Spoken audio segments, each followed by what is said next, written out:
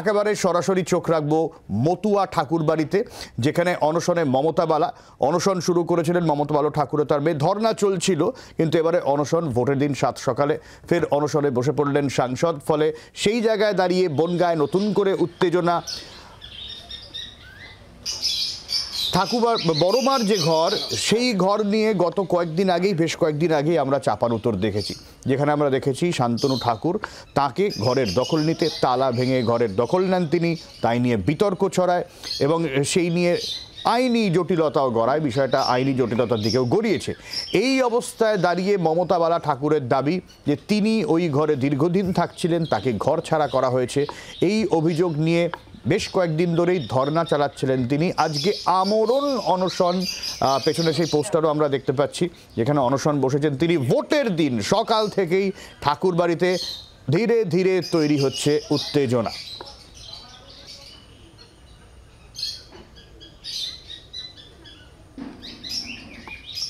আমরা একটু কি আপডেট রয়েছে সেখান থেকেই সরাসরি কমলাক্ষ রয়েছেন আমাদের প্রতিনিধি আমাদের সঙ্গে। একটু কমলাক্ষর কাছ থেকে নিয়ে নি। কমলাক্ষ, দেখো, ভোট গ্রহণ প্রক্রিয়া শুরু হচ্ছে, আর এই মুহূর্তে বনগাঁ লোকসভার আজকে দিনভর প্রায় 18.5 লক্ষ ভোটার তারা ভোট দেবেন। তবে ঠাকুরবাড়ি আজকে অন্তত এই মতুয়াদের প্রাণকেন্দ্র বলা যায়। আর সেই ঠাকুরবাড়িতে একেবারে অন্য ছবি, তার কারণ একদিকে ভাইপো তিনি নির্বাচনে প্রতিদ্বন্দ্বিতা করছেন বিজেপির প্রার্থী হিসেবে, এবং তার সঙ্গে সঙ্গে জেঠিমা তিনি শুরু করেছেন অনশন। তুমি যদি ছবি দেখতে পারো এই মুহূর্তে, আমি তোমাকে সরাসরি সেই ছবি দেখতে পাচ্ছি। রীতিমতো মেরাব বেঁধে আমরণ অনশন করছেন জেঠিমা মমতা বালা ঠাকুর। এই মমতা বালা ঠাকুরের পোর্টফোলিও নিশ্চয়ই তুমি জানো, যে তৃণমূল কংগ্রেসের রাজ্যসভার সাংসদ এবং নির্বাচনের স্টার ক্যাম্পেনার মমতা বালা ঠাকুর এবং তার মেয়ে মধুপর্ণা, তারা দুজনেই অনশনে বসেছেন। কেন বসেছেন? তার কারণ কিছুদিন আগে এই ঠাকুরবাড়িতে বীণাপাণি দেবীর, বড়মা বীণাপাণি দেবীর ঘর দখলকে কেন্দ্র করে শান্তনু ঠাকুরের বিরুদ্ধে যে অভিযোগ মমতা বালা তুলেছিলেন, তিনি ভিটে মাটি উচ্ছেদ হয়েছেন। সেই অভিযোগে এই অনশন তিনি চালিয়ে যাচ্ছিলেন, শুরু করেছিলেন। আর নির্বাচনের 7 সকালেই কিন্তু ঠিক একই রকমভাবে এই অস্থায়ী অনশন মঞ্চে তিনি বসে পড়েছেন। তার সঙ্গে তার মেয়েও রয়েছেন। আমি একটু মমতা দেবীর কাছে যাব। দিদি, ভোটের দিন অনশন, কিছুক্ষণ পরে মানে ভোট শুরু হয়ে গেছে, ভোটের লাইনে থাকার কথা, আপনার অনশনে বসছেন কেন?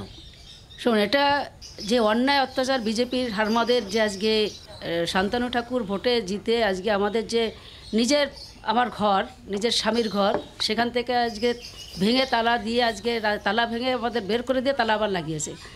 এবং আজকে তারই মেয়ে কপিলকৃষ্ণ ঠাকুরের মেয়ে, তাদের পিতৃ সম্পত্তি থেকে তাকে বঞ্চিত করা, তাদের নিজের ঘরে যেতে পারছে না। তার জন্য আজকে আমরা এই প্রতিবাদ করছি যে সাধারণ মানুষ যাতে এর বিচারটা আমাদের করে।